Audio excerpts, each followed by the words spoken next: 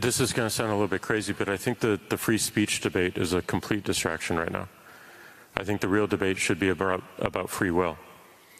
And we feel it right now because we are being programmed. We're being programmed based on what we say we're interested in. And we are told through these discovery mechanisms what is interesting. And as we engage and interact with this content, the algorithm continues to build more and more of this bias. But the algorithm, even if it's open source, is effectively a black box. You cannot predict 100% of the time how it's going to work, what it's going to show you. And it can be moved and changed at any time.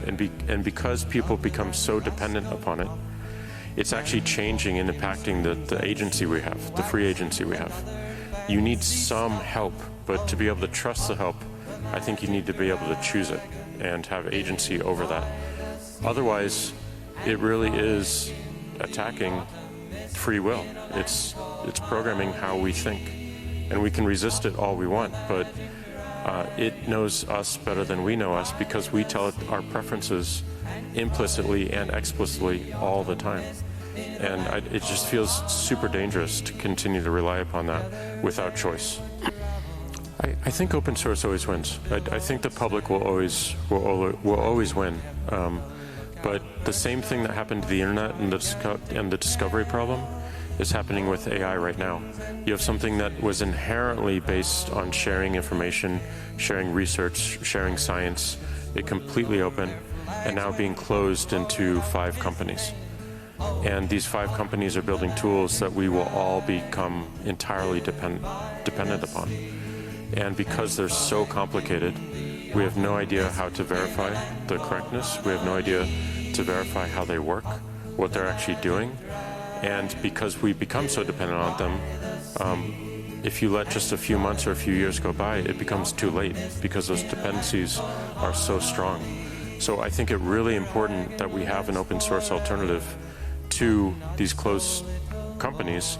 And again, back to the point of these single points of failure and these chokeholds, that's the biggest problem. If we have open source, we have multiple people, millions of people around the world that can actually build these systems instead of being dependent upon a Sam Altman or an Elon Musk or a Satya or anyone who's running these companies. It's their decisions that are guiding these tools that become the underlying fundamentals for all the experiences that we have on the internet and more off the internet as well. Because these systems are controlling every single aspect of our life. Every single day, someone will encounter some sort of intelligence that is interacting with them or dictating what they do or what they don't do with their day. And that's really, really scary when you realize that only 5 companies are building these tools and they're building them in a very closed way. Fortunately, there is an open source AI movement.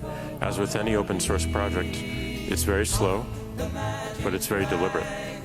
And that deliberateness is very important. The slowness is important too, because we take the time to learn what's truly important and to build it in, and to make sure that we're pushing in the right way instead of just profit seeking and rent seeking, which is the incentive of a lot of these corporations.